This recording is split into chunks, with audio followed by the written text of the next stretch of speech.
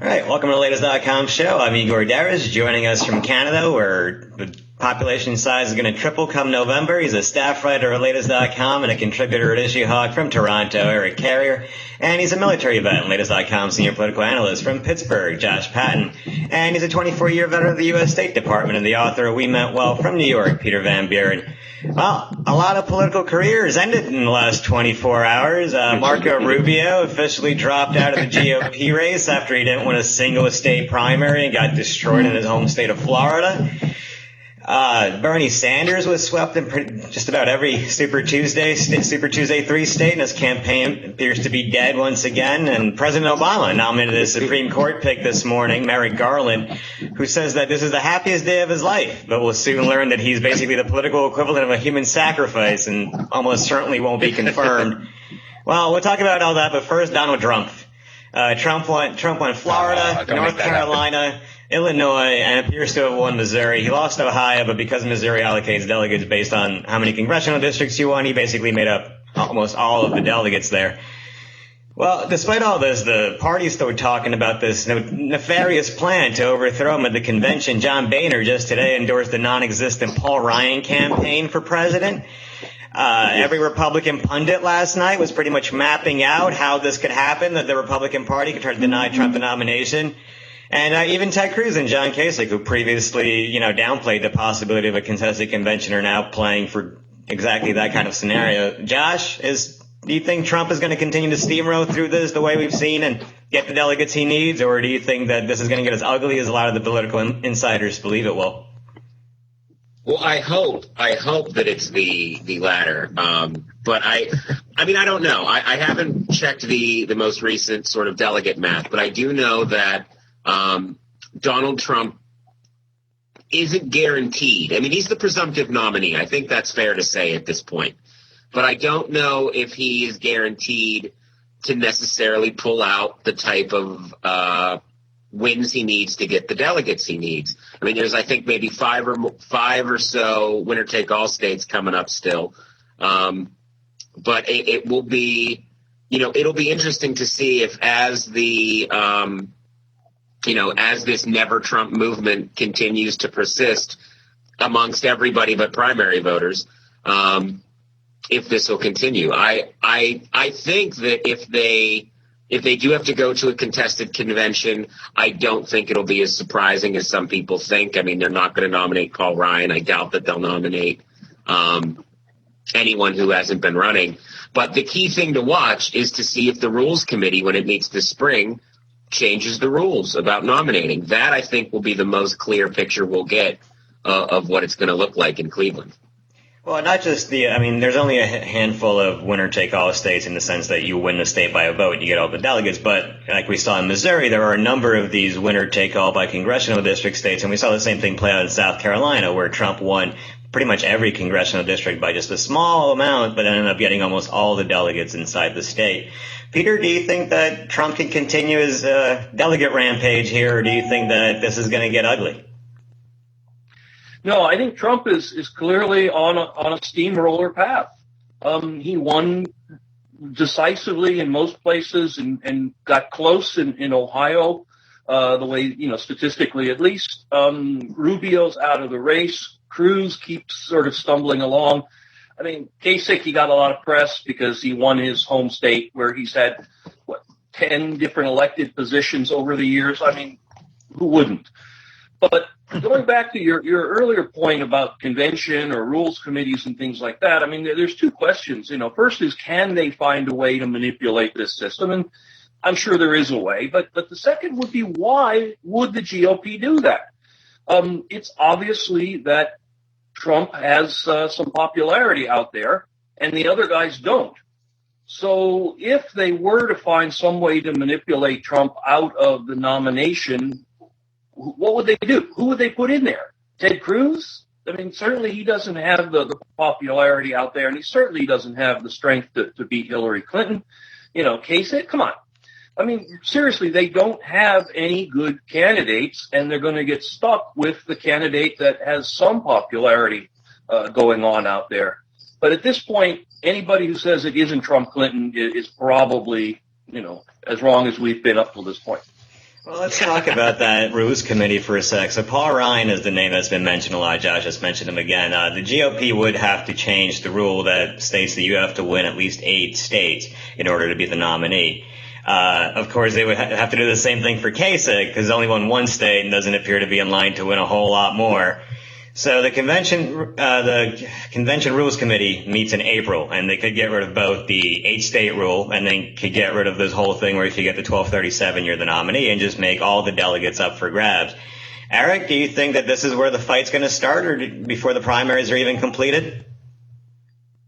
Well, I think Donald Trump is going to come out on top of this because the way I look at it, you have the rules are in place, but if they suddenly start changing them because the narrative's not suiting the party, it's going to reflect awfully on the Republican Party and make them look like an absolute joke if they don't already look like one.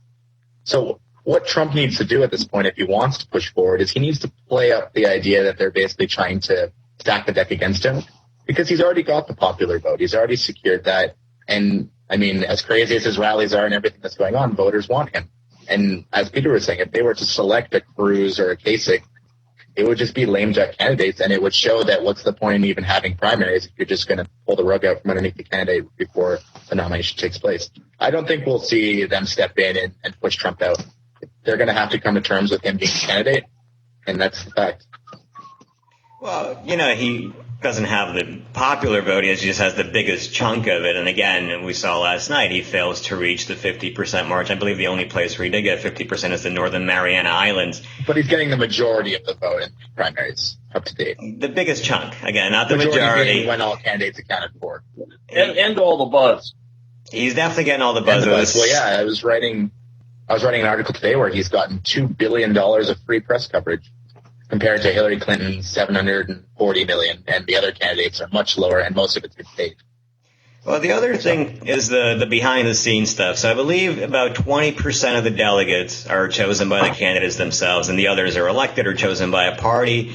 So that's basically 80% who with no loyalty to any candidate. Josh, how important is just the delegate makeup when we go to April and the rules come up for a vote? Well, see, that's always the story no one knows about in any election is how, you vote in the primary and then your guy gets nominated or girl, as it were.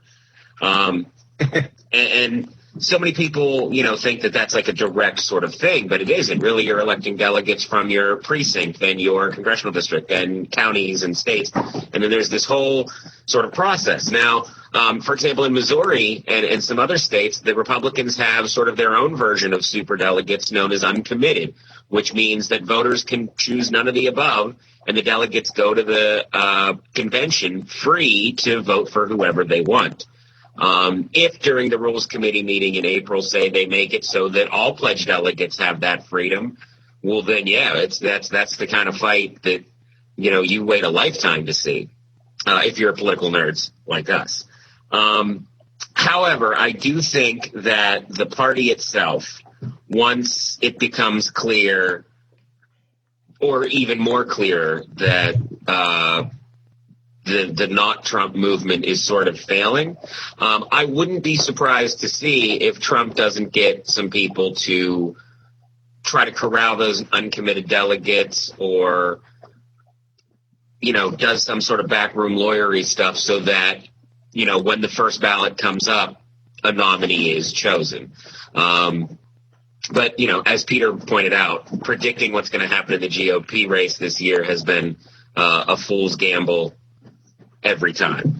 Well, speaking of the GOP equivalent of superdelegates, so Marco Rubio suspended his campaign last night, and even though the only state he won was Minnesota in a caucus and the only primary he won was in Puerto Rico, he did finish second and third a lot and has about 168 delegates. With the suspension, a lot of those Rubio delegates, not all, are now unbound, and more could become unbound based on their own weird party rules because this is as complicated as it gets.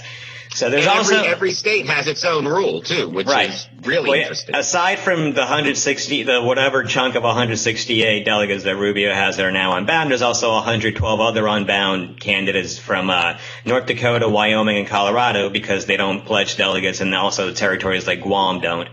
So essentially the GOP does now have a smaller version of this whole super delegate system that we've been saying that they wish they had so they can stop Trump. Peter, will this be the critical group that swings the nomination fight this year, or do you think Trump is just going to win out? I'm sticking with Trump here, words I never thought I would actually say out loud. Because, there's a difference between, is it possible and, in fact, does it matter? I mean, imagine a scenario where the GOP pushes Trump aside, either with some rules change or in the convention. I mean, what's Trump going to do? He's just going to say, well, I guess that was that, and, crawl off. Of course not. It's either going to be a complete shitstorm at the convention, which serves nobody's interest, or Trump may just say, fine, I'm going to take my ball and go home. I'm going to run as an independent and, welcome to President Clinton. So Trump has an awful lot of power over the way this is going to end up.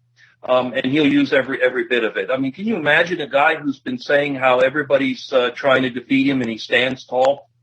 What he'll make of the GOP itself trying to consume him? Nah, they're not going to be able to get away with it. If they had a strong candidate that they could put up against him at some point somehow, that might be might change things, but they don't. They simply don't. They've had weird, psychotic, weak candidate after weak candidate fall away.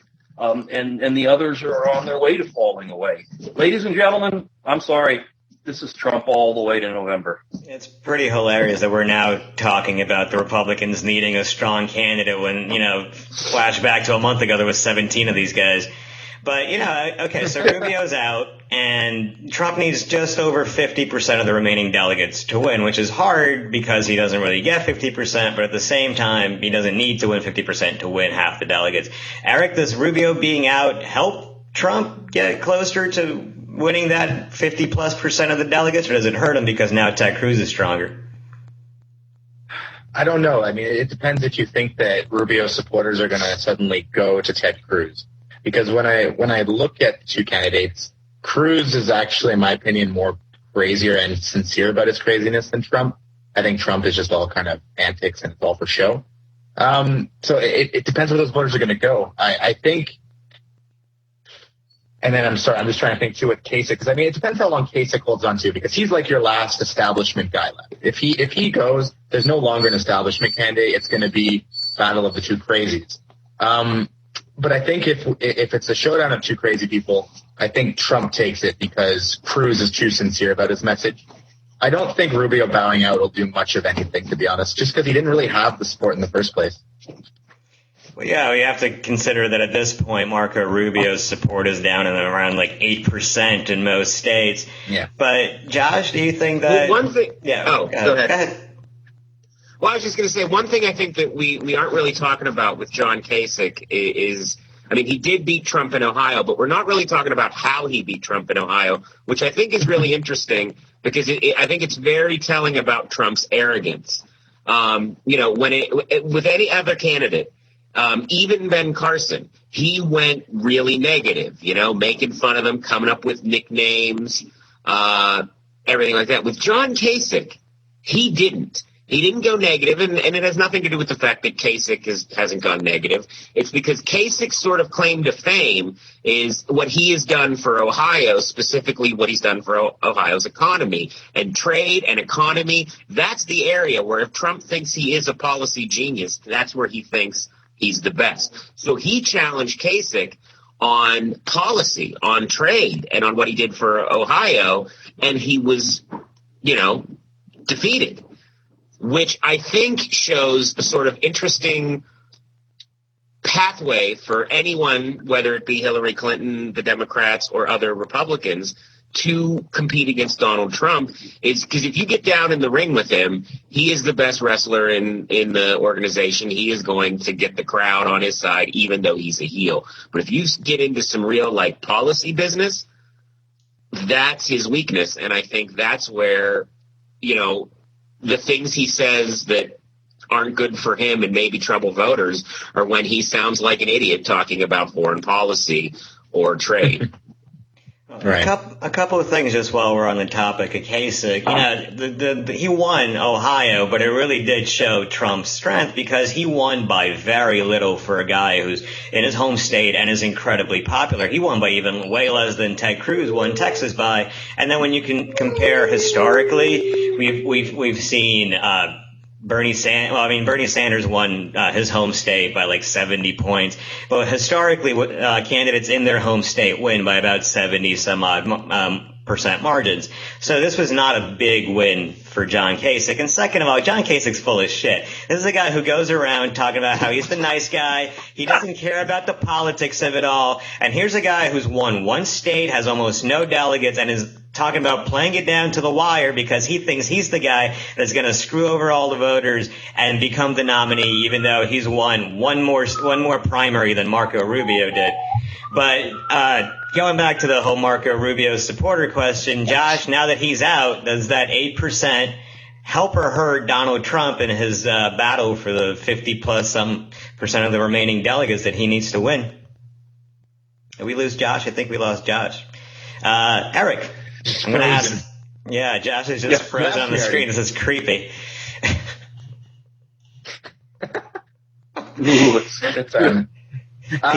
already asked me, but Peter, do you think that this hurts? Do you think the Rubio dropping out going forward hurts or helps Trump? It's so few delegates, and they must at this point be so. Not the delegates, just the people that would have supported him in the remaining states that are now up for grabs. Maybe. I mean, they'll probably go to Cruz for lack of a better place to dock. But his support was so weak. He really never caught enough traction that people were kind of distracted by from the other candidates. I want to go back to Kasich, though, because he's a very interesting player in this race. He would never be where I said player, not playa. It's an American idiom, Eric. The thing is, he would never be where he is if it wasn't for Donald Trump. He's managed to survive on the edge of all this by, as we've talked about, being the normal guy.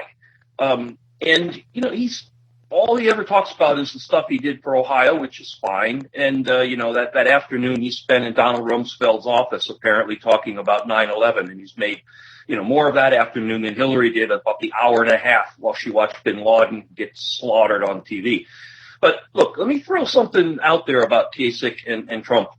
I'm not going to go quite as far as saying this is the only reason Trump hasn't made up a nickname for him, which I would propose would be like Crater Face or Pizza Face or something really mean like that. But the idea would be that Trump needs to send a signal to the rank and file, the establishment GOP, that he's going to at least give a little bit of lip service to them.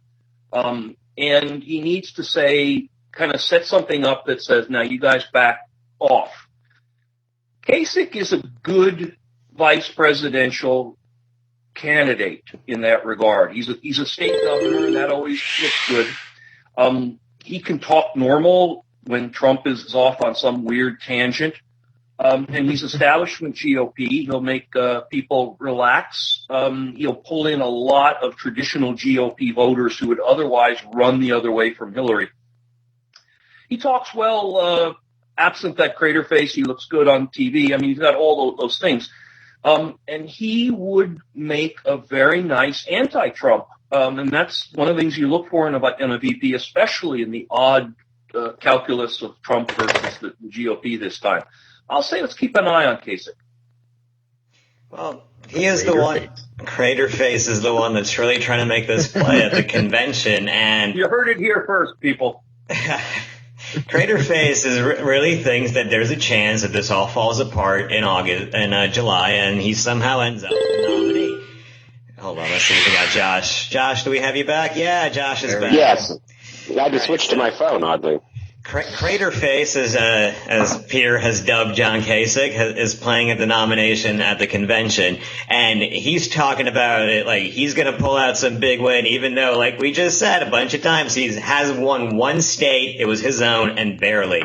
The GOP talking heads on TV keep saying that they're going to try to deny him the nomination doing this and this. Like, they haven't completely shit bricks all primary season. And now, I mean, Trump just today was threatening, riots if he doesn't get nominated, and he's probably not wrong given what we've seen in just a regular Trump rally. So Josh, why do we assume that, especially given the support that Trump's fans have for him and the anger they're already showing, why do we think that the delegates are somehow going to be won over by the establishment rather than the guy who's been winning pretty much everything? Well, I think what the hope is, and again, I'm not saying I agree with it. I'm just trying to sort of argue out their thinking. I think the hope is that since the majority of voters still do not want Trump, they are torn between whether it's Kasich or Cruz or the people who are still voting for Rand Paul. God bless their hearts.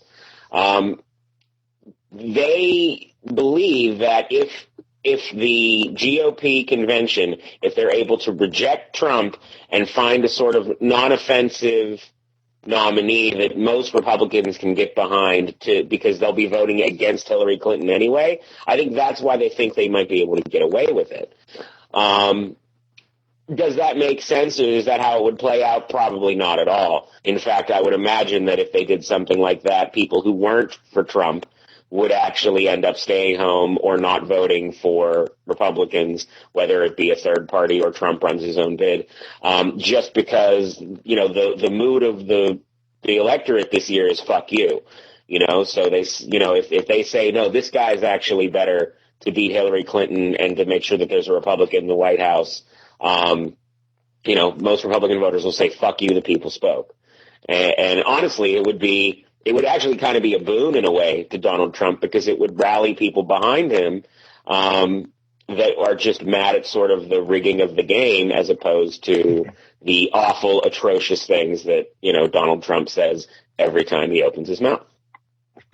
Well, I mean, it's going to be a pretty shitty argument to make that Donald Trump didn't get half of the support when the guys that they seem to want to put in there either have won one state or no states. And in Paul Ryan's case, he didn't even want the Speaker of the House job he has now.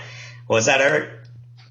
Well, I was going to say, too, with the remaining candidates, if we look at the geography of the country when it comes time to the general election, Ted Cruz has virtually no electability on the East Coast and the far West. He would get no votes. Kasich, I mean, wow, he might get Ohio, but what else? Not much. He might win PA, too.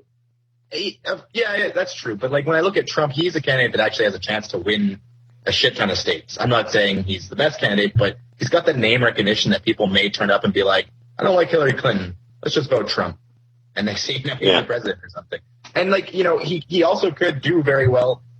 I don't think he would ever win California, of course, but he could do well on the West Coast amongst the racists, because there's always that kind of divide between Latinos and white people and whatever. And if he can somehow appeal to them, which he kind of has with his anti-Latino rhetoric, he may be able to win some votes through that as well. I'm not saying it's a good way to do it, but that's kind of the way he's been framing his whole campaign this entire time.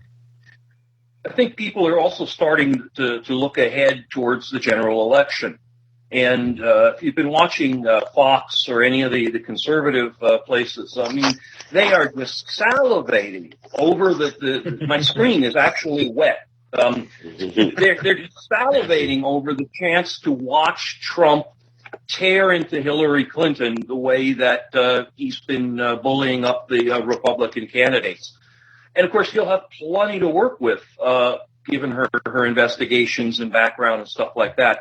And that's part of it, too. I mean, voters are looking ahead to a certain extent. The people who love the Gladiator show that Trump presents, boy, they've got some good stuff coming up with him and Hillary. And people who are looking at, broader electability are going to be looking to Trump, I think, as well. So that's going to, I think, become an increasing factor in these primaries, is who's going to beat Hillary.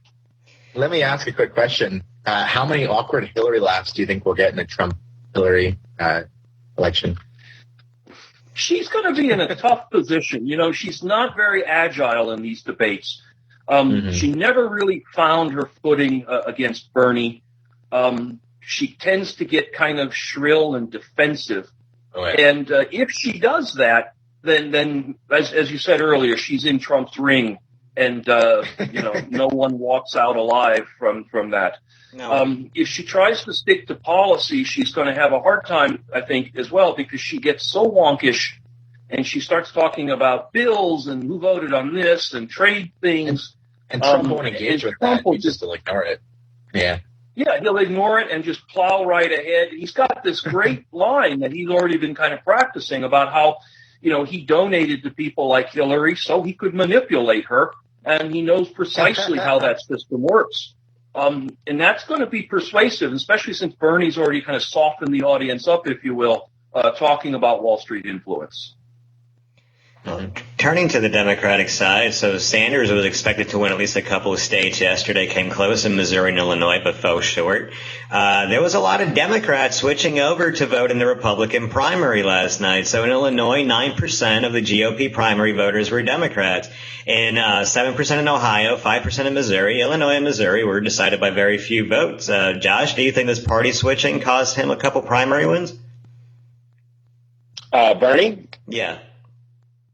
I mean, possibly. I can't imagine, again, the rationale that strategic voting on the part of Hillary Clinton supporters, that makes a little more sense because she's leading. I would feel like Bernie supporters would stick with Bernie. So the fact that he's pulling Democrats, it may not be strategic voting. It might actually be that he's appealing to the want of an authoritarian in some Democratic states, or for some Democratic voters. So I wouldn't go so far as to say that cost him the election. I would argue that what has cost him is that after his great upset in Michigan, he didn't capitalize on it at all. He just like he has this entire campaign. He went forward, gave the same speech, the millionaires, the billionaires, and rinse, repeat. And while the message is strong and it's good to be on message like that, and repeating it over and over again is a good way to go about it, you have got to jazz things up a little bit, especially given the increased media attention that Bernie Sanders got. Now, on the other side, it seems like he's immediately back to where he was before he won, or before he tied Iowa, where, people aren't really paying attention to him. I mean, last night we saw speeches from everybody in the race except for Bernie Sanders. And when Bernie was speaking, what most networks were showing was an empty fucking Trump podium. So the thing that I think would be bad for the Sanders campaign is to allow that to continue. They need to make, give the press some reason to look at them so that there can continue to be a comparison made. Because, as we saw today, Trump says he's not going to a Fox debate. I have to imagine that Hillary's about done with debates, too. Thankful, while that's a boon for all of our evenings, for people like Kasich, Cruz, and for Sanders, that's going to be tough. So he needs to do something to keep himself alive. Now, is he going to win the nomination? Probably not. But there are some states that he could pull some significant upsets in. And as long as he has the funding, he should, and he stays in the race, it keeps Hillary Clinton as a better candidate. And if in their convention, because Hillary's going to be the nominee, if it's just very kumbaya and Bernie gives a speech praising her and, maybe gets on the ticket, that's going to be a whole different presentation to the general election audience than what's going to happen on the Republican side. Well, he's definitely not going to be on the ticket, and he's definitely not going to be the nominee. We know that now. There's almost no way for him to reach to catch up and pledge delegates, not to mention the unpledged delegates. If he won by 2/3 margins, which again, nearly impossible. But if he won by 2/3 margins in PA, California, and New York, he would he could make up that difference relatively easily. If he got 2-1 like Hillary did in the South. He needed But to again, win some it's states probably last not going to night. happen. He would have still lost in the delegate count because Hillary walloped him in Florida like 2-1. But he needed to win some states last night to get momentum. He did not win any. Peter, I mean, the campaign's pretty much over. What do you think went wrong? Well, a couple of things. First, I just want to quickly circle back to those strategic voters. Certainly in Ohio and Illinois, having grown up in that area, a lot of those Democrats are not sort of the liberal, save the earth kind of Democrats that we think of. A lot of those are blue-collar Democrats who have been fucked by the economy, and I think who look to Trump and his message as a very powerful one. So I think that's the signal to Hillary that she's going to have to think carefully about those votes in the Midwest. Bernie says himself, he says, no one 10 months ago could imagine that we were here. And I think that's, in fact, the truest statement of all. No one could imagine Bernie was going to get as far as he did. As Josh pointed out, he had a single message, which was a very powerful message, a very important message. But it's still America. You need to have a new shiny object all the time to keep people's attention. Hillary, using her evil genius skills, countered his message, not in the debates, but overall, her messaging countered his stuff. Why would you want free education, America? Keep paying for it. Health care? No, that's expensive. You got to accept that, America. And it worked. So Bernie never really figured that out. I suspect he never really put together the national organization, the ground roots organization that was necessary. I mean, I was reading something about how his volunteers were going after the Somali immigrant vote in Ohio, which was, admirable for them. But, I mean, those 17 Somalis just weren't going to swing the state. And if they were working at that level, unless they had, an incredible volunteer force, the kind of thing Obama put out in 2008, it wasn't going to matter. So good for Bernie. I'm glad he did what he did. I'm glad that he's going to stay in the race and kind of keep that message going. I think the interesting thing to watch would be at what point, whether Hillary tries to make a play for him and his people. And I don't think she's going to, and I don't think Bernie's going to give it up. I mean, we talked about the kumbaya at the convention speech. It would be the most anti-Bernie thing of all for Bernie to turn around and endorse Hillary Clinton. She represents, as much as Trump, everything he hates. But against Trump, and that's ridiculous. I mean, you have to get behind your party when the guy you're facing is, Trump. No, there's a passive thing. I mean, he's not. I was just going to say, part of the reason why he also maybe lost the election is because he was completely unwilling to really attack Hillary with the fervor and vigor that his supporters did. I mean, let's be honest, the damn emails thing, every fucking debate. Yeah, I've known Hillary Clinton for 25 years. She's a wonderful person. I respect her a lot. We're friends. Him endorsing her is a no-brainer. He's going to do it. And he would do it even if he did hate her guts as much as you think he does. He would still do it because the alternative is a theocrat or an authoritarian malignant narcissist. I mean, The man is, if anything, a pragmatist. He will try to rally the troops for Hillary. Will it work? Probably not. I mean, he probably won't get the college kids who weren't going to vote before to go cast their vote for Hillary. He'll, as you put, he'll have to be. He's obligated to make at least kind of a passive endorsement or a feigned endorsement. Kind of along the lines you just said. But I just don't see him as a passionate advocate. I don't see him pleading with his supporters to shift over to her.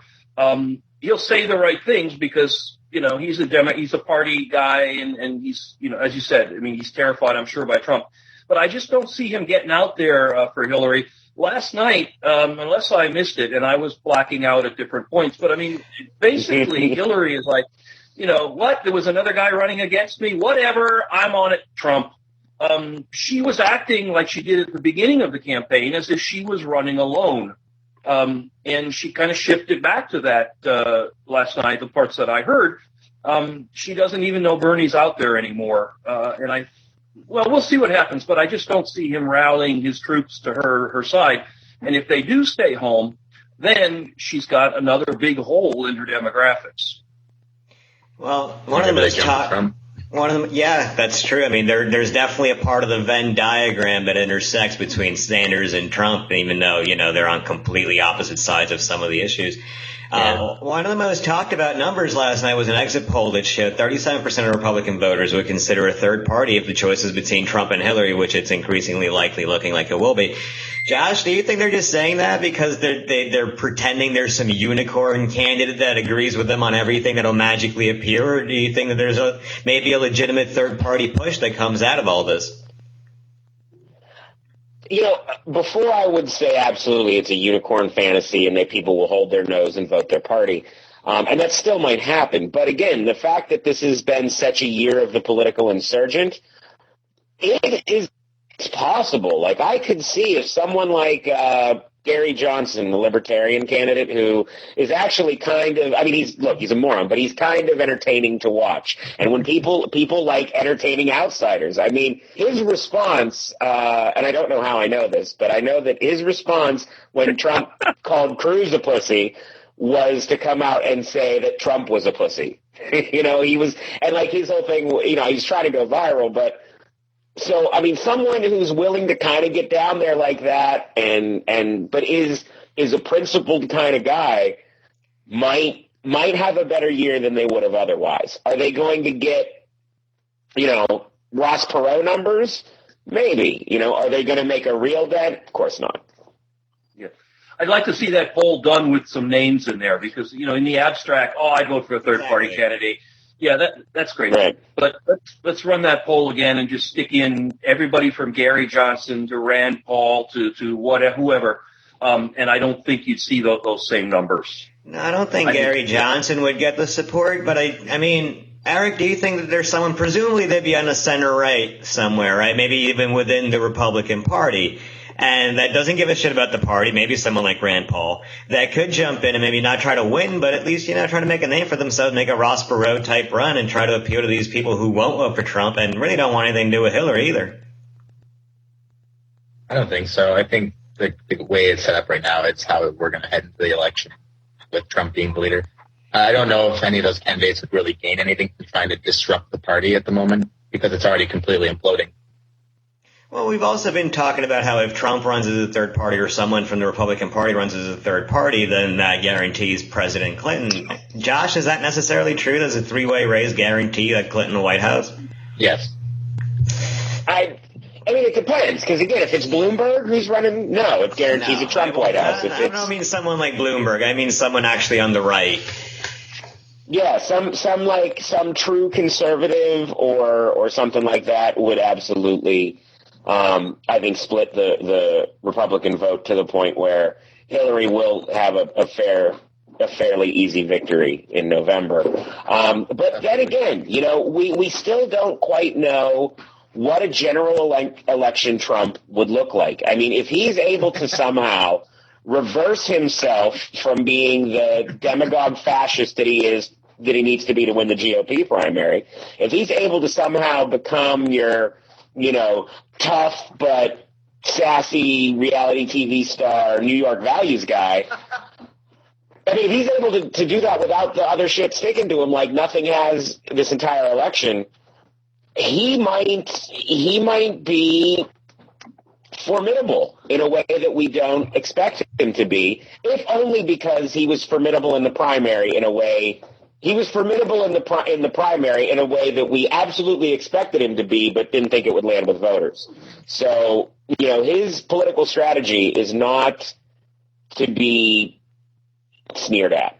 I don't think that he will have a hard time positioning himself for the general election as far as policies go, especially considering he already has two positions on pretty much every issue. The problem is that we saw this week, our Principles PAC released this ad. It's called Quotes, and it's just women reading off the horrific shit Donald Trump has said about them. Things like a lot of them on The Apprentice saying you have to treat women like shit. The Megyn Kelly thing, the you look good on your knees. That's just devastating for him to overcome. Well, I mean, not even counting like just things he said about people like Princess Diana. It's how do you overcome that in the general election when forget what he said. Well, how does he overcome it now? Well, because the Yeah, people exactly. voting for He's him already said it. No. The people voting for him now are nowhere close to representative of the general election electorate. He is what he is, and it doesn't stick to him. That's the why of that is worthy of many I don't believe that's graduate. true. I mean, you say it doesn't stick to him, but we see that he can't get 50% of his own party. And look, First of all, I love how fired up you are about this, Igor. We have believed for a very long time the Republican Party is crazy racist, and even they are like, nah, fuck this guy. What were you going to say, Josh? Well, I was going to say that one of the things that we can't, that it's a fact that we can't sort of discount is the fact that in pretty much all of the primaries, especially the early primaries, there were record turnouts on the Republican side. So with that thinking, Donald Trump didn't get the majority of Republican votes cast. So through no data, I don't have data to back this up, I didn't look into it, but I would bet a day's pay that that a lot of voters that Trump is getting, especially in these open primary states, are not Republicans. So the idea that he can't appeal to, like he's appealing to just the primary Republican base Tea Party crazy vote, is true, but then how do you explain Ted Cruz's support? Because that's who's supporting him. I mean, the people who are supporting Trump are like that group is split, but there's also some just Trump people in there. And on a general election stage, there's a clip. I'm doing an article about the controversy over a couple male journalists saying, why isn't Hillary Clinton smiling after she won 5 states? And, telling women to smile is not a cool thing to do. So there's like this whole thing about it. And one of the videos that I was looking at in research was a group of women on Fox News just not making fun of Hillary Clinton, but just bashing the idea of sexism itself. And so you have women on Fox News, the most popular cable network in the country, bashing sexism. Those women, that the quotes ad is going to affect people who have morals and feelings and care about how people talk about women, but it's not a death blow. It is not a general election death blow. I mean, and if Trump is able to come out and do that thing where he goes, like, these are the quotes you said, and he goes, first of all, it's not what I said, and I love women love me, and then moves on to talking about the fucking wall.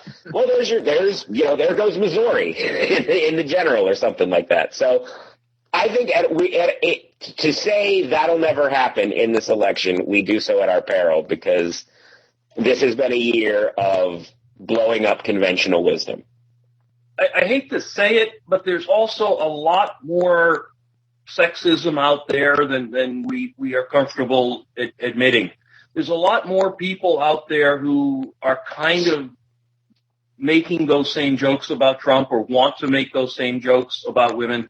As speaking now for the older demographic here, a lot of times when I'm in my peer group, there's this little thing that happens where, like in the locker room or something, where people sort of like say something like, if I make a joke about women doing something, is that going to be okay? If I make a rude gay dude joke, is that going to be okay here? There's kind of this little feeling out process that goes on. And if the signals are clear, then the guy says, oh yeah, man, I got this great joke about this woman who gives blowjobs at truck stop. Check this out. At the same time, keep in mind what's prevalent in our society. Women getting paid less than men, women facing all sorts of obstacles about getting promoted into senior positions, women kept out of the higher ranks of industry, et cetera, et cetera, et cetera. There's an awful lot of people who act in a sexist way. I think many of them have realized it's imprudent to talk that way or to be public supporters, but they sort of do it. And so I think Trump has more leeway on these things than people are willing to acknowledge. There's a darker side out there to our relationships. I mean, the same thing with the immigrant stuff. There's an awful lot of people who quietly say bad things about immigrants that are close to what Trump is saying. Look, you're absolutely right. And I didn't bring up the our Principles PAC ad to say that, oh, this is going to kill him. I said this is what's going to kill him with women, and then there's a bunch of other things that will kill him with a bunch of other groups. And when you say that, oh, it's not, a lot of people agree with the immigration thing. A lot of people, as we've seen from exit polls, agree with the Muslim ban. At the same time, there's a silent majority in this country, and he's very quickly just none of them are going to vote for him the way this keeps up and the way that he's alienated pretty much every group at this point. But let's move on to something else. Everyone was focused on the presidential race last night. There was a couple big races in Cook County in Illinois and Cuyahoga County in Ohio. In Cook County, State Attorney Anita Alvarez, who Black Lives Matter is holding partially responsible for the year-long cover-up of the Laquan McDonald shooting video, was completely demolished in her primary race. In Ohio, prosecutor Tim McGinty, who declined to prosecute the officer who shot 12-year-old Tamir Rice on a playground, also lost his primary battle. Both of these prosecutors have been under a long, heavy attack by Black Lives Matter. Josh, is this finally, a show of strength by this group and a sign of what's to come in these critical but often overlooked local races? I think so. The one thing I think that is unquestionable is that, for all the criticism, rightly or wrongly, that Black Lives Matter has gotten over the past few years, at least in these two cases, they got actual political results. The majority of special prosecutor elections, they don't have high voter turnout. A significant percentage run unopposed. It's almost unheard of for an incumbent prosecutor to be voted out to be voted out at all. So I do think that at least in these cases where there's a high profile incident in which these prosecutors are, in the case of Ms. Alvarez showing almost blatant complicity with covering up, or Tim McGinty, which that's one of those, is he covering it up or is he just incompetent? You can't really tell. But I think it is impressive that people were like, oh, wait, we can change this. We have a say in who prosecutes these cases. And,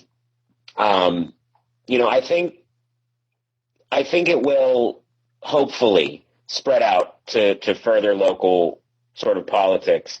But I don't know if that's going to be temporary because, again, these have the forgive the poor choice of words, but the benefit of the media attention surrounding those two cases. I still would bet that anyone watching right now, unless they are a very big politics nerd, has no idea who their prosecutor even is or if they've ever even voted for one. I mean, at the same time, and this isn't the only case. We saw the prosecution in the Freddie Gray case in Baltimore, which is still ongoing, that happened under a lot of pressure from these groups. And what were you going to say, Peter? Oh, two things. First, I agree with Josh. Most people have no idea who the prosecutor is or when he or she comes up for re-election. But those prosecutors may be watching these races and keeping that, may be influencing them when they see a guy who was anonymous like McGinty or the woman in Chicago who was anonymous to the voters suddenly come to the voters' attention and get kicked out of office. That may hopefully influence their behavior, and they may need to take a tougher stand to preserve themselves, lest Black Lives Matter bring their name into the public eye on the next election. The other thing, and Josh talked about the benefit of high profile, and I think that landscape is changing dramatically with the technology. Once upon a time, there were 3 network news stations that played at 7 o'clock to 7:30 every night. And if you didn't get 2 minutes on Cronkite, you didn't exist. One of the things that's really kicked this all into such high gear is the ubiquitous nature of cell phone video and the places to put it. You can get something up on a very big platform like YouTube, basically almost in real time. And the public is judging these things themselves for the very first time. Only the most ignorant prosecutor could look at the Laquan video and see shades of gray there. I think the public looks at that and says, of course the cops are guilty. And I think that's going to continue. And the smartness of Black Lives Matter and others who are using this new media, I think they're going to really, hopefully, maybe, possibly, please make a difference. Well, Eric. Well, remember, Peter, this wasn't the right people. Yeah, I was also going to say, remember, this isn't even about whether or not these guys were guilty or not. It's whether or not they should go to court to defend the shooting. So, I mean, I think, if the prosecutor's taking police to court, they'll probably keep their job, because once they're in court, it boils down to the evidence and the law, and there's really not much you can do about that. But to not even let the charges be brought. And again, in Alvarez's case, which again is it's amazing, it's stunning at how hard they fought to keep that video from being released. And then as soon as the video was released, she filed charges because fucking obviously. So yeah, that was just a huge. Yeah, in Tim McGinty's case, he appeared to have actively steered the grand jury away from indicting the officer Timothy Lohman who shot Tamir Rice. So that one was even worse, at least in Anita Alvarez's case. Yeah, well, they all do that. I mean, these brought charges eventually. They were saying that the same thing happened with Robert McCullough. Wasn't that the Ferguson guy? Yep. Yeah, Ferguson. They said that. Yeah, they said he would do that too. He was basically he would present the witness testimony of someone whose story agreed with police way differently than he would present witness testimony that was in favor of Michael Brown. I think, if I could interject for a second. Well, I was going to say, I think the key to the Black Lives Matter movement is they have to get behind cases where it's unjustified. The Tamir Rice one is a very good one. The McDonald. They're two very good cases. But the Michael Brown one's a little more iffy. That one, there is a little basis to him being more of a dubious character. And I think as long as they stick to legitimate cases and stay away from like widespread riots and stuff, they will start to get the support they require. But I think the problem with Black Lives Matter early on was that they did attach to some more tricky cases, and it earned them a negative reputation very early on, which they're still trying to defeat out on the public side.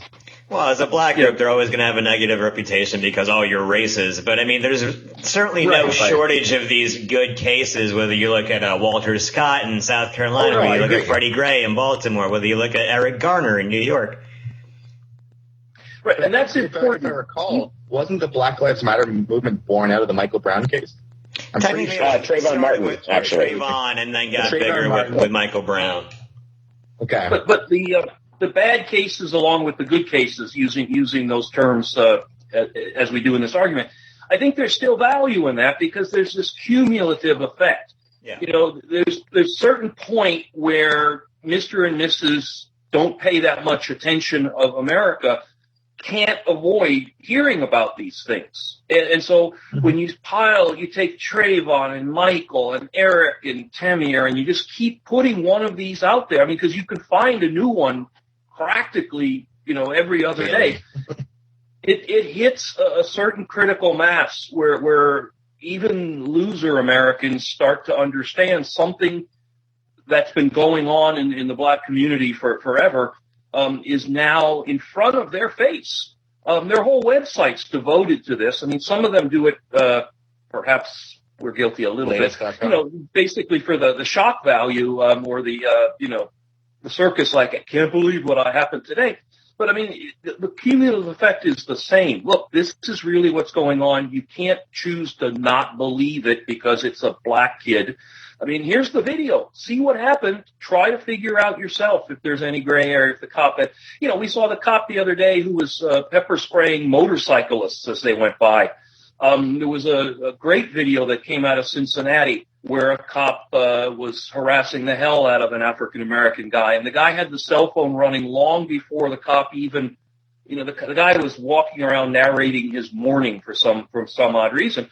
But the point is, there was context, there was detail. You can't ignore these things, and maybe it'll hit a mass that'll stop this.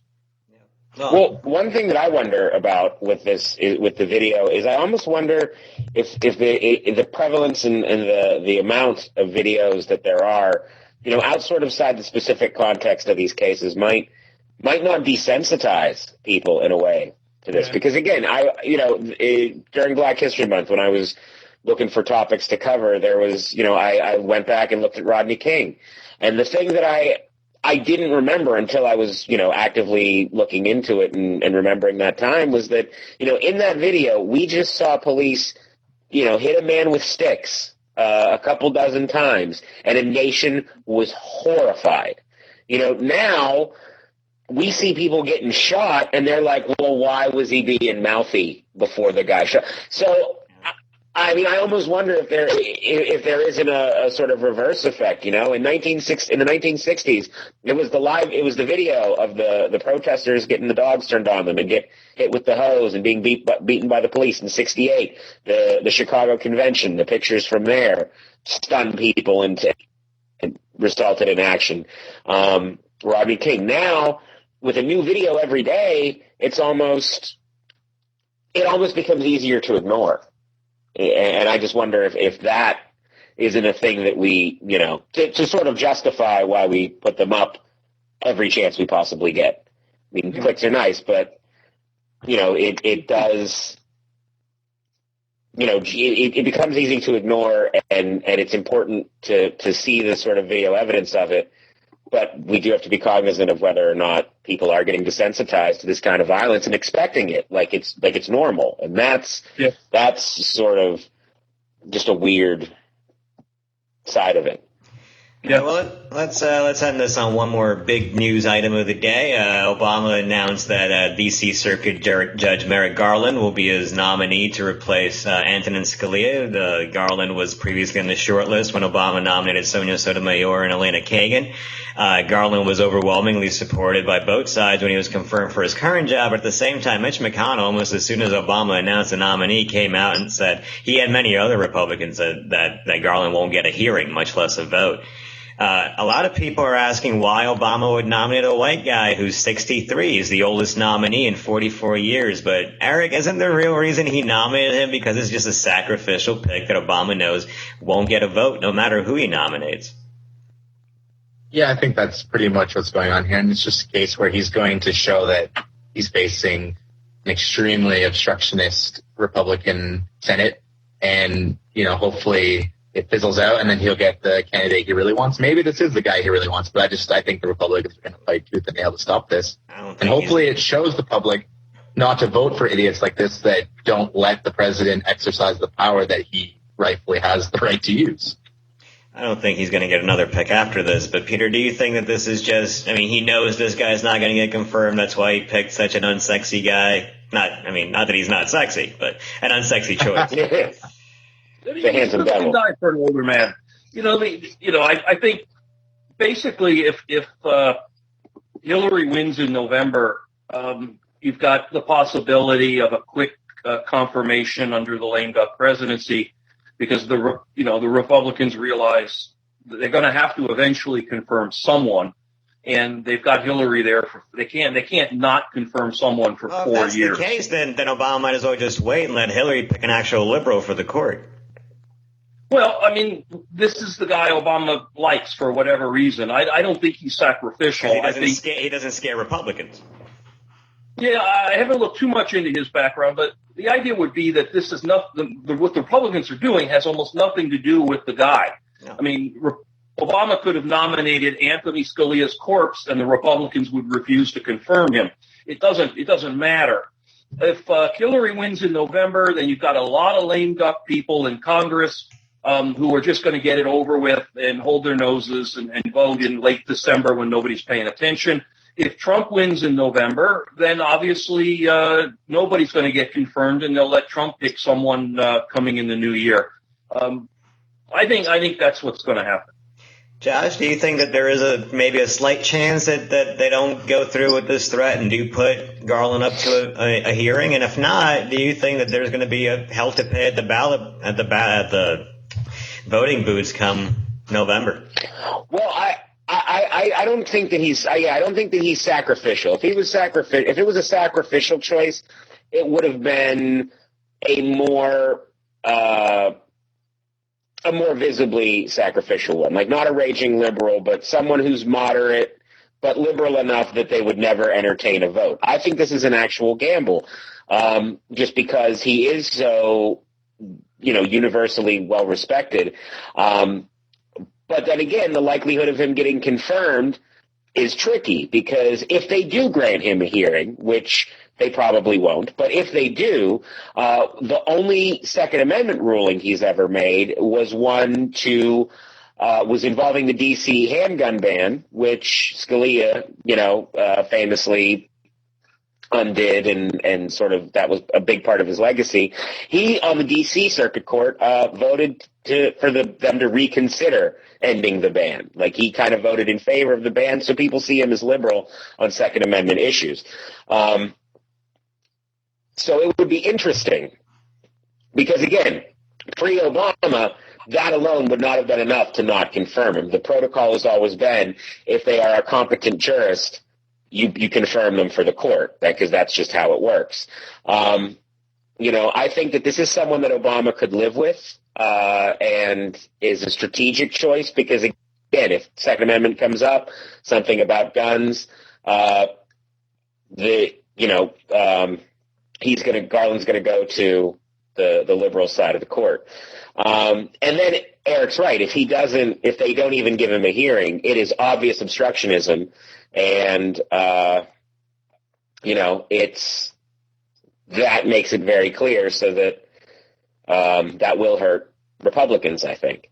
And the fact that he's an older white male moderate, I think was Obama's sort of attempt to make him as unoffensive to Republicans as possible. Because I do think that the president, the White House, would like this to be confirmed, if only because of the immigration case coming up, which ironically Garland has never ruled on before, so there's no way to know how he feels about immigration one way or another. But with things like those cases coming up, he wants a full court. So, the Republicans not confirming this guy, it's blatant obstructionism, and either way, Obama wins. It is kind of a pretty genius move. I think you're right in that it's a strategic pick, but I don't think it's a strategy to get him confirmed. I think it's a strategy to make Republicans look as bad as possible in denying this guy. Agreed, but I think the White House does think he could get confirmed. Yeah. If they call, if he called their bluff and they're like, we will hold the hearing, Obama will be like, all right. Oh yeah, sure, but they won't. That's the point. And with that, we're gonna leave this episode. Come back next week. Talk about the big Arizona and Idaho primary contests next week. Yeah, we're gonna say goodbye. You almost made me on a sympathy on. All right. Thanks for tuning in. Thanks for reading Latest.com. Tune in next week.